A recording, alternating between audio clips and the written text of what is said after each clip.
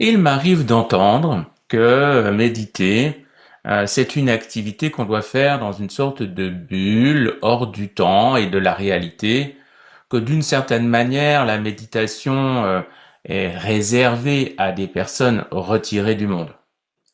Alors, bien sûr, quand on débute, il est préférable d'avoir un environnement plutôt propre, sain, nettoyé, silencieux, rangé, accueillant, pour pouvoir s'entraîner.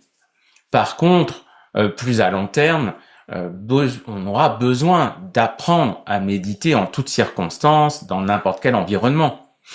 Par exemple, dans les transports en commun, lors d'un moment relationnel un peu difficile.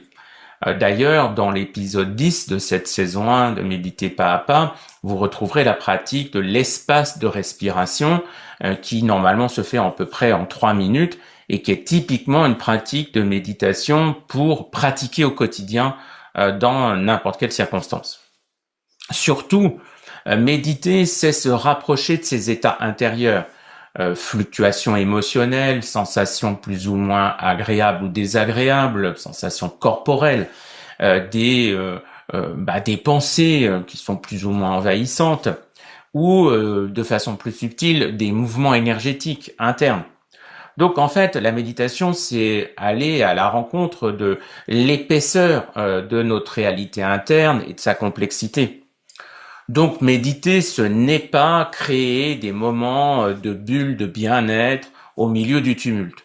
C'est bien au contraire embrasser cette tourmente qui peut venir de l'extérieur ou de l'intérieur, apprendre à mieux se connaître et puis se transformer dans un chemin de pratique régulier.